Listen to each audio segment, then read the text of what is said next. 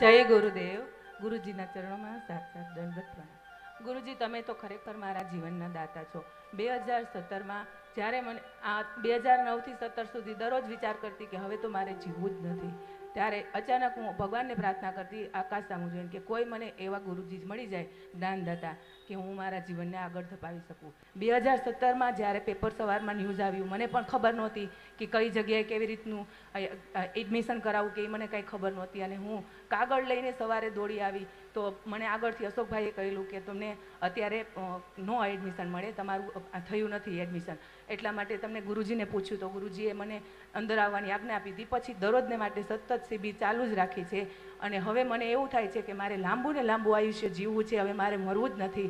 મારા જીવનના સાવ ચેન્જ કરી દીધો છે ગુરુજી. અને ખરેખર તો તમે મને એક એક શબ્દે મને યાદ આવે છે કે ગુરુજીએ મને આમ કીધું, ખાતા પીતા જમતા ઉઠતા બેસતા સૂતા વખતે કેવી રીતનું ધ્યાન રાખવું, કેવી રીતે જિંદગી જીવવી અને કેવી રીતે આપણે સામે વ્યક્તિઓની નેગેટિવિટીને આપણે નહીં લેવી. આવી અમે ઘર બેઠા શિબિરો કરેલી છે. લોકડાઉનમાં બધા લોકડાઉનનો અહેસાસ કરતા હતા, પણ મને તો સદાયને માટે શાંતિ જ હતી, કેમ કે હું અડધી રાત સુધી સતત ગુરુજીની સાથે જ રહેતી હતી. મારા બાળકો સાથે પણ હોલમાં બેસી અને યજ્ઞ હોમ હવન કરતા હતા અને અમે આનંદથી રહેતા હતા. એક વખત મને જેવી તેવી કોરોનાની ઝલક આવી, એમાં પણ મને ઓક્સિજન ઘટવા લાગ્યું. દવા વગર ઓમનાદ કરવાથી મને અચાનક 1.5 કલાક સુધી મેં એમનેમ સૂતી રહી સીધી અને ઓમનાદ કર્યું. ઓમનાદ કરવાથી અચાનક મારું ઓક્સિજન પૂરું પડવા માંડ્યું અને મને સારું થઈ ગયું. ત્યાર પછી મને મારી બેબીએ માંડી કહેવા, મમ્મી તમને ખરેખર કોરોનાની જ ઝલક છે. મેં કીધું નહીં, એવું ન હોય, મને સારું જ છે. પછી મને ખબર પડી કે મને 15 દિવસ સુધી કોઈ વસ્તુની સુગંધ નહોતી આવતી, એટલે મારા એ સિમ્ટમ્સ હતા.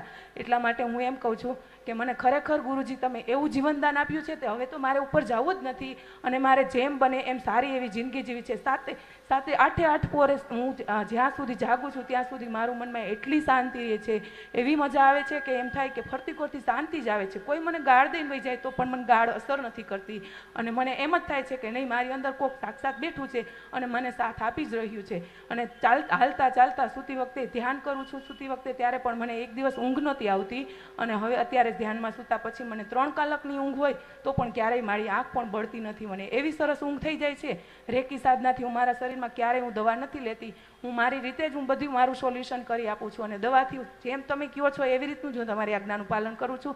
ખાવા પીવાની કોઈ વસ્તુનો મોહ ક્યારેય રાખ્યો નથી.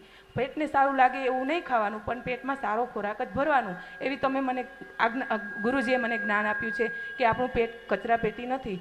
તમારા શબ્દના વળાંક લઈ લઈ અને જિંદગી જીવવાથી બહુ જ એટલે બહુ જ સારી જિંદગી જીવવાની મજા આવે છે. હવે મારે જેમ બને મારા બાળકો માટે લાંબી જિંદગી જીવી છે ને હું સાવ નિરોગી છું. અત્યારે મને કોઈ રોગ નથી. જય ગુરુદેવ. ખૂબ સરસ, ખૂબ સરસ. ઓકે, હવે સ્ટોપ. હા,